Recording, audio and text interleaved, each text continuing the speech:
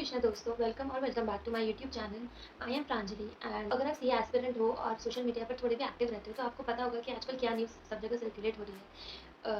Another CA has committed suicide and इस बारे में बहुत चर्चा चल रही है कि क्यों सुसाइड हुआ। कि इस बारे में तो मैं ज़्यादा डिटेल में बात नहीं करूँगी बिकॉज़ मुझे नहीं लगता मैं इतनी ज़्यादा स्ट्रॉन्ग दिल की हूँ या आप लोग भी शायद इतना ज़्यादा सुन पाओ।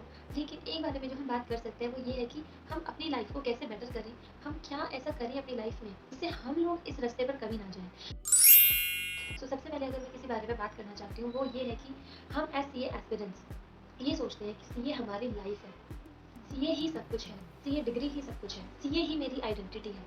No, a very very big no, ऐसा नहीं सोचना है। अगर आप सीए कर रहे हो इसका मतलब ये नहीं है कि आपकी लाइफ़ में अब और कुछ बचा ही नहीं है। ऐसे कई सीए ड्रॉपआउट्स को मैं जानती हूँ, मेरे कुछ फ्रेंड्स हैं, मेरे सीनियर्स हैं जो आज सीए ना करके भी बहुत खुश हैं।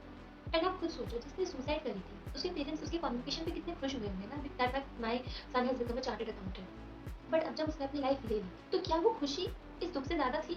आज वो इतने दुखी होंगे, आज शायद उनको लग रहा होगा कि मेरा बेटा सीए नहीं करता एंड कोई नॉर्मल सी जॉब कर रहा होता, तो वो शायद खुश होता। तो आप लोगों के पास एक मौका है, अपनी स्टूडेंट लाइफ से ही अपना माइंडसेट चेंज करने का, अभी से सही चीज़ें सीखने का एंड समझने का कि सीए को इतनी तवज्जो नहीं देनी है कि वो आपकी लाइफ की और चीज़ों पर भारी पड़े। सी, आप खुद सोचो, आप जब किसी एक बंदे को इतनी ज़्यादा टेंशन देते हो, इतना ज़्यादा इम्पोर्टेंस देते हो, तो वो भाव खाता है या खाती है? Same is with CA degree. जब आप उसको इतनी ज़्यादा इम्पोर्टेंस दोगे, आप सोचोगे कि लाइफ में और कोई चीज़ इम्पोर्टेंट ही नहीं है, सिर्फ सीए ही सब कुछ है, तो वो भाव खाएगी, वो आपके पास नहीं आएगी। आप और ज़्यादा स्ट्रेस होगे, आप और ज़्यादा परेशान होगे, आपको कुछ समझ नहीं आएगा क्या करना है। सो इससे बेटर है कि सीए को ना अपनी लाइफ ना समझ के लाइफ का एक चैप्टर समझो, आपकी आइडेंटिटी ना समझ के आइडेंटिटी का एक हिस्सा समझो। आज मैं हूँ, मैं प्रांजलि गोयल हूँ, अगर मैं कहीं भी जाऊँगी, तो मैं अपने फादर की बेटी भी हूँ, मैं अपने भाई की बहन भी हूँ, मैं अपने फ्रेंड्स की फ्रेंड भी हूँ, मैं किसी ऑफिस की एम्प्लॉयी हूँ, मैं सीए स्टूडेंट भी हूँ, मैं सब कुछ हूँ ना, मैं यूट्यूबर भी हूँ। मैं सिर्फ सीए नहीं हूँ, मेरी आइडेंटिटी सिर्फ सीए करना नहीं है, सिर्फ सीए बनना नहीं है। यही बात अगर आप अभी से समझ जाओगे ना, तो आगे तक आप बहुत खुश रहोगे क्योंकि सीए जर्नी ऐसा नहीं है कि बस 2-3 साल की। सीए जर्नी में 7, 8, 9 कितने भी साल लग सकते हैं एंड उस जर्नी के दौरान आप डिप्रेशन में ना जाओ, उसके लिए आपको ये चीज़ अभी से समझनी होगी। एज़ सीए आर्टिकल तो हम लोगों को 19-20 साल की उम्र में ही हम कॉर्पोरेट लाइफ में एंटर कर जाते हैं एंड हमें समझ आ जाता है कि एम्प्लॉइज़ को कॉर्पोरेट स्लेव्स क्यों कहा जाता है और हम लोगों को तो ये बात और जल्दी समझ आ जानी चाहिए, बट हम लोग फिर भी उसी दलदल में गिरते जाते हैं। हम ऑफ़िस को, वर्क प्लेस को इतनी ज़्यादा इम्पोर्टेंस देने लगते हैं, हमें लगता है कि ऑफ़िस ही हमारी फैमिली है। ऐसा नहीं है। अगर मैं आपको याद दिलाना चाहती हूँ, कुछ टाइम पहले एक और सीए थी जिन्होंने सुसाइड करी थी, एक लड़की थी, ईवाई में जॉब करती थी, एना सेबेस्टियन शायद उनका नाम था, I don't remember properly. But मुझे अभी तक ये चीज़ ज़रूर याद है कि जब उनकी सुसाइड की न्यूज़ उनके ऑफ़िस वाले लोगों को पता चली थी ना, तो उनके ऑफ़िस से कोई एक इंसान भी उसकी फैमिली से मिलने नहीं आया था।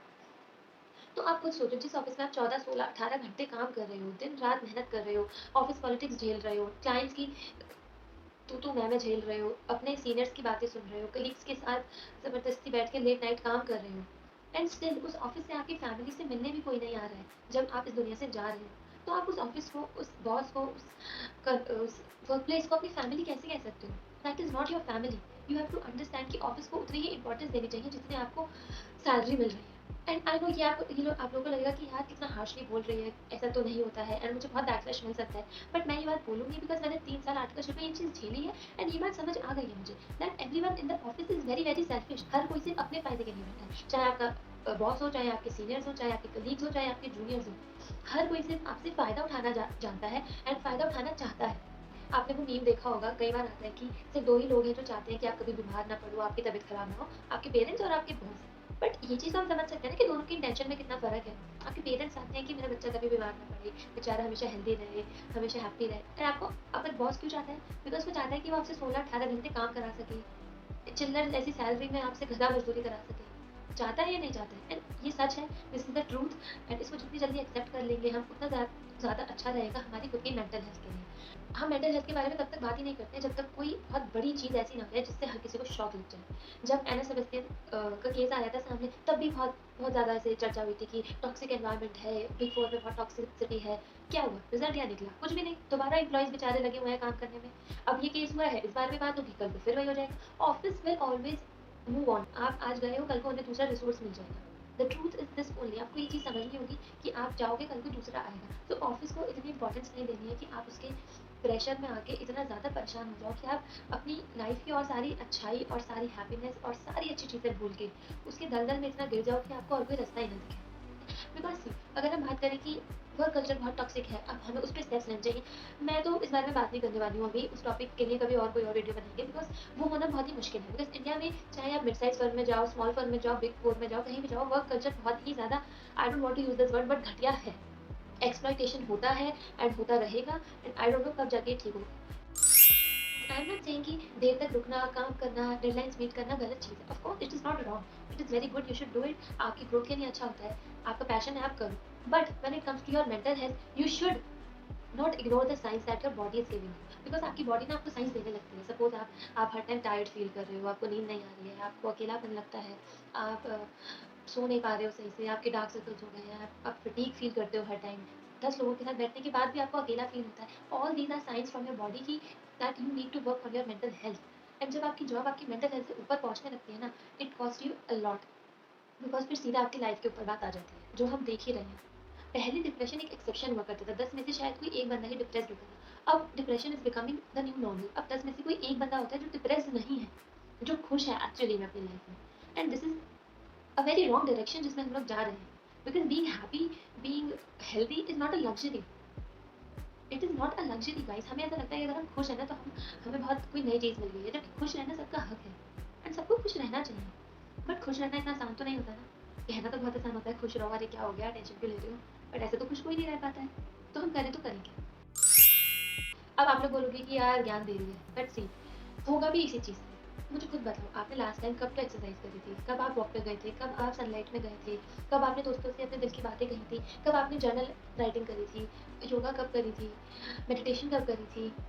5 मिनट अकेले में, बिना किसी फ़ोन, लैपटॉप, बिना किसी सोशल मीडिया, बिना किसी डिवाइस के, शांति में 5 मिनट आपने कब ध्यान लगा के बैठा था?